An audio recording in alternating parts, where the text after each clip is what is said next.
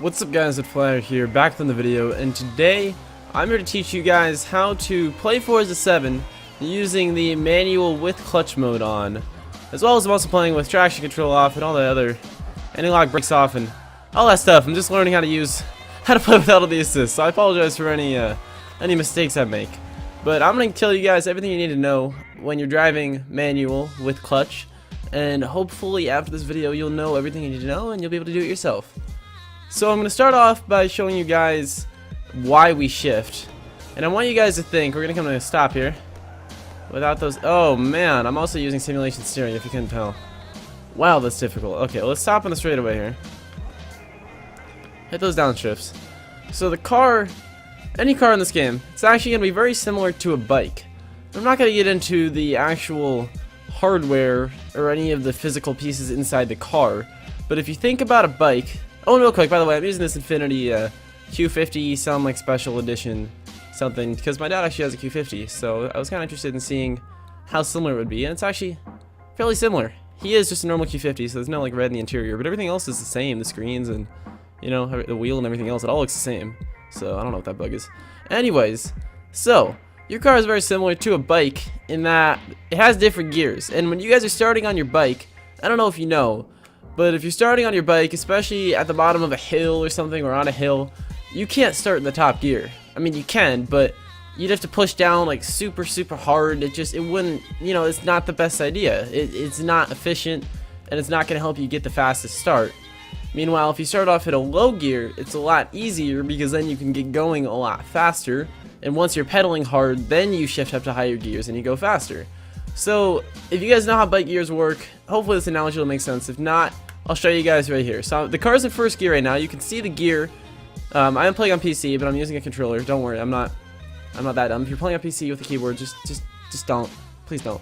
But I can also use my mouse here to point things out, which is nice. So down here in the corner, in the bottom right corner, this is the gear you're in right here, and of course this is the speedometer, and then these are your RPMs on the bar right here. So let me get back to my controller here. And I'm going to show you guys, if we drive but we stay in first gear, watch this. So our max speed is literally 36 miles an hour, which is actually pretty good. I mean, Q50 is no little car. It's a pretty big engine. It's pretty respectable. So 36 miles an hour, and clearly you guys know that the top speed of this car is a lot faster than 36 miles an hour. But the reason for that is the same reason why if you're on a bike and you're stuck in first gear, you're not going to go very fast because you're pedaling so easily. It doesn't give any actual power to the bike, and it's the same thing with a car. So that's why we upshift. It's pretty simple. When you upshift, it puts the engine on a different gear and gives the engine more power, but it has to work a little bit harder, which is why you can't just start out. If I just stop on a high gear, I don't even know if it'll let me. Let's see. If I stop on a high gear then start it, see, look how slow that was. That was like 5 seconds, 0 to 60, maybe even more. So if we go to first gear, look how much faster we accelerate. I mean, you guys you can hear it in the engine. The foolproof method to gear shifting is if the car doesn't sound loud, you're not doing it right. At least in a game like this, not in real life, of course. Okay, so that's upshifting, and then the reason that confuses a lot of people, or the thing that confuses a lot of people is, okay, I see why you upshift, but why would you downshift? Why don't you always just stay in a high gear? And I just showed you guys what happens if you start downshifting, but let's say you're going through a corner, and now I'm braking. It's the same thing. So if I'm in a high gear, listen to how quiet the car is right now.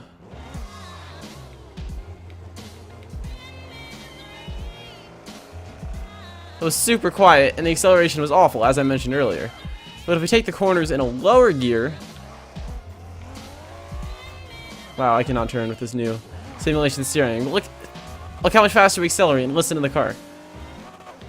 And that's the reason to downshift. It's hard to explain. You guys will pick up on it more as you go, but typically you want to upshift on the straightaways, downshift when you go through curves. That's also something that's pretty easy to follow. One of the things that I should show real quick, and I just don't want to forget about it, so I'm going to show you right now, is while you're in manual gear, obviously it goes 1 to, this car goes 1 to 6 with the, oh, 1 to 7. This is a 7 speed? Wow. Okay, most cars are between 5, and some of the older cars are like 5 speeds maybe. Most of the cars in this game are probably 7 speeds actually. 6 or 7, maybe even, I don't know if there's anything more than 7. There probably is at some point. But if you go to 1 and then you downshift again, that's how you actually go in reverse. just like that. So normally when you're playing automatic, all you do is you just hold down the brake to go in reverse, but that's not how it works. I'm holding down the brake right now. We're not going anywhere. So if you don't know that, that might be kind of confusing, and that's because when you're driving a manual car, you shift into reverse on the stick. I mean, you guys know that. So now I'm gonna explain how the clutch works, and I'm gonna show you guys the controls, and then we're gonna get started. So with the clutch, the way it works is your car has an engine, and then there's a clutch, and then there's the wheels. I don't know if that's the exact names for it. It's something.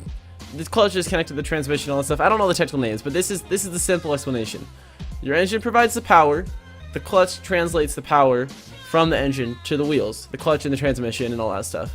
So when the clutch is pressed in, when you press in the clutch with your left foot when you're driving a manual car, there's no power that goes from the engine to the wheels. And I'll demonstrate this right now. The clutch is, I'm going to show you guys the controls later, but clutch is LB, so I'm pressing LB right now. Clutch is in, and now I'm going to gas it. Notice how we don't go anywhere. I don't even know why we're moving at all. Oh, it's because we're on a hill, I think, actually. We're sliding a little bit. And if I let go of the clutch, I'm going to release LB now. There we go. We're going slow because we're stuck in first gear. But that's how the clutch works.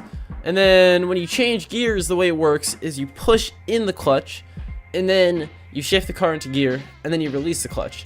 And you can't just switch gears while the car is driving with the clutch out, with the clutch not pressed in, because if you try and do that, I don't even think it'll let you in this game. Maybe it will. It's really choppy if you try and do it in this game. In real life, if you do it, it's just not, it doesn't work, because the car, then the engine will be not aligned to the way your wheels and the way the rest of the car and the transmission is going. I don't know all the technical stuff behind it. I'm sure you can look it up online, but it doesn't work, and it's not good for the car, and it's not efficient, and that's the easy explanation. I don't know the whole technical explanation, but that's essentially how it works. So you press the clutch in, and then you switch gears, and then you release the clutch. So again, clutch in, switch gears, release clutch. Clutch in, switch gears, release clutch. That's how it works. So now I'm going to show you guys the controls real quick. I'm just going to go to settings here. Again, I'm only going to show you the controller controls, because if you're playing on keyboard and mouse, just you shouldn't even be playing, so I'm not even going to talk about that. Use my mouse right here to point out, though. So here's our standard controller. The controls do change when you switch from automatic to manual mode, I believe, at least for the first time, because I'm pretty sure handbrake used to be X, but once you switch to manual, obviously X becomes downshift, so handbrake is moved to E. And then clutch, as I mentioned, is LB right here, left bumper, and then downshift is X, and upshift is B. Pretty simple. I mean, right, up, left, down, it's like your blinkers, pretty easy to remember. I like how LB is the clutch because it's kind of right next to the brake pedal, which, I mean, in a car is kind of accurate. So what I do is I put my middle finger on the brake, or on the, yeah, I put my middle finger on the brake pedal, then I actually put my pointer finger on the clutch, just like this right here. This is on the brake pedal, this is on the clutch. You could switch back and forth, it's up to you, but I think it's a lot easier to do this. You can actually do it at the same time. So while you're going through a corner, you can downshift while braking. For example, right here, I'm braking and downshifting at the same time. I did that wrong. But still, that's what I do. It's up to you guys, though. So now I'm going to come to a complete stop, and I'm going to show you guys all of it. It's a little demonstration. I'm going to try and, it's hard to talk about it while you do it. So we'll see how this goes. I challenge you guys to try and do anything. Talk about it while you're doing it. It's pretty hard. So we're in first gear right here, and the first thing I'm going to do is launch the car. And now we're going to press in the clutch, LB in, press B to upshift, let go of the clutch, and there we go. Time to upshift again, clutch in, press B, let go of the clutch. There we go. Obviously I'm doing it slowly, and hopefully I didn't even really explain this because I would figure it's pretty self-explanatory, but you guys can see in the little bar on the right here, right over here in the corner, this is your tachometer. It's called the tachometer, and what it actually shows is RPMs times 1,000. What that means is repetitions per minute, I believe, or rotations per minute of the engine. So it's how many times your engine is going to rotate or repeat or go through the cycle every minute times 1,000. So that means it's 1,000 times per minute. If you get up to upwards of like 7,000, 8,000, that's clearly a lot, if you guys can't tell. So that's why it gets to a point where there's a red line, and that's different for every car. In my car, I do have a Ford Focus, and it's about 6,500. But if you have like, if you look at like Lamborghinis and stuff, it could be up to like 8,000. And then if you have a truck, it's like 3,000. And there's some cars that goes up to like, I don't know, like 1,100 or something. That new Mercedes Concept 1 or whatever it's called, I believe it goes to like 12,000 or something like that. It's kind of ridiculous. So all that means, it's different for every car. But when you go up to red line, that means you want to upshift, because if you stay in red line too long, you can hear the engine is skipping itself, and it's not only is this bad for the car, but no one, I mean, you don't really care because you're playing a video game, but it's also not efficient, and your engine's gonna skip. You can hear it, and you're not getting the full power, which is why you're stuck at 36 miles an hour. And it's the same thing the opposite way. Like I said, if you're going fast,